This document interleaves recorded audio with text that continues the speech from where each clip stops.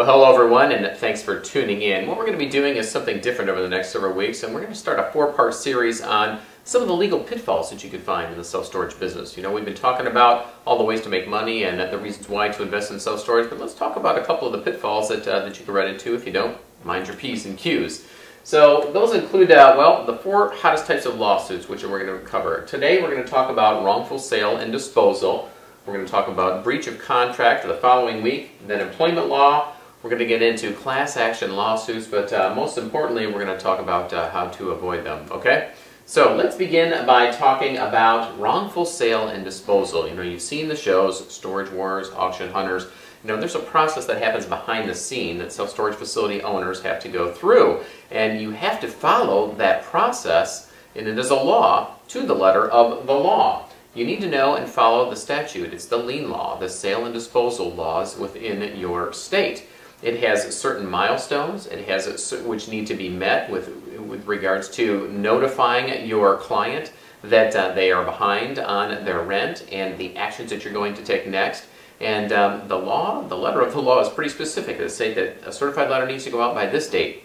You need to follow up by this date. You need to put a notice in the newspaper or some type of public notice stating when the sale is going to be held, and then you need to hold it within a certain amount of days after that. The whole process takes roughly 90 days in most states, but each state, once again, has milestones along the way, and you need to be sure that you follow those, because if you do sell something that should not have been sold, or something had not been followed, the process had not been followed correctly, you could wind up in court. And if you did not follow that to the letter of the law, if you just made one misstep, then guess what? You could be liable for the folks' goods that have been sold wrongly, and guess what was in there? Yeah, gold bars and all kinds of irreplaceable items. So to make sure that you know how to correctly perform a sale and disposal of the items in a unit that is behind, just to make sure that you know the laws, go to storagelienlaws.com. storagelienlaws.com. They're updated on a regular basis, and make sure that the rules that you have that are in place at your facility follow exactly to the letter of the law. So you need to keep up to date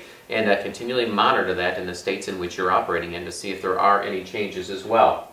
Now, your auction rules, well, they need to follow the law.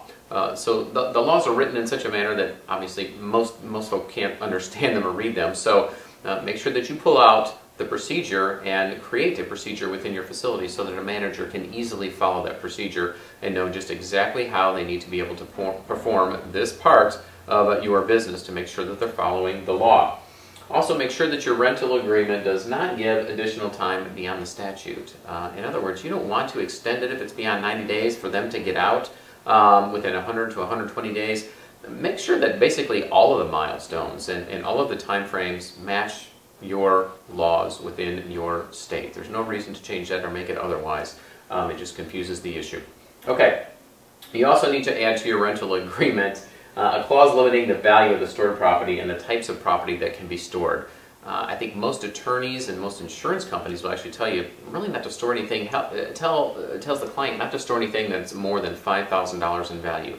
If it's over $5,000 in value and you have a traditional type of self-storage facility, then they should probably be storing it somewhere else, or maybe just keeping it back in their home.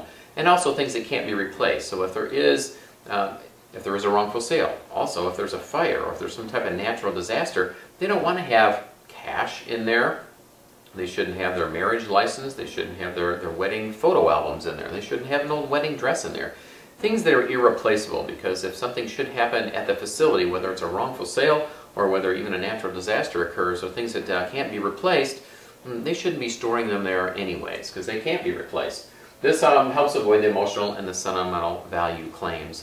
There's nothing that will run the value up higher if perhaps there is a claim against you for wrongful sale than if they were allowed to put those sentimental claims in there. But if you have a clause within your lease stating that they shouldn't have done that in the first place, then that trumps the fact that they did actually store something in there, whether it was sold or not. Also, buy wrongful sale and disposal insurance from your insurance broker. They will cover up to a certain amount, so that you will be covered up to a certain amount should something happen. Should your manager, should an employee, or somebody just miss, or perhaps you sold unit number 101 and it should have been number 201. It has happened. It has happened in the past. So take a look into a rider, a separate rider that you can add onto your insurance. We like Beta Insurance.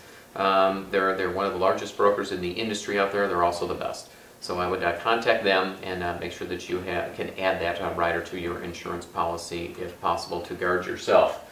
Why do we care? And this is why we care. California had a $3.79 million award for a wrongful sale and disposal suit, and Wisconsin likewise had a $119,000 wrongful sale verdict.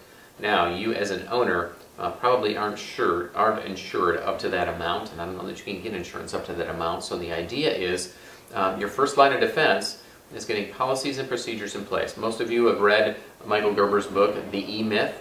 You know, if you don't have a set of operating documents, an operations manual for your facility that outlines absolutely every single business process, including sale and disposal and the entire late rent process as it follows all the way through from front to back, and to make sure that your operations, your managers, and everybody follows it, I suggest you get one in place. Beyond that, make sure that you have insurance to cover yourself so that you don't end up in this situation. And above all else, train your employees to make sure that they're following it, quiz them, and keep up on your statutes. So, tune in next time. We're going to be talking about more ways to keep yourself out of trouble. We're going to talk about the remaining three, kind of the top lawsuits or the items that can get you into hot water in this industry. But for more information, continue to tune into, as well as head on over to selfstorageinvesting.com. We have all types of free information. If you haven't already logged in and pulled down the free ebook on ways to start your self-storage business, I suggest we do so now. Grab some of the other free resources, and I look forward to seeing you back here soon.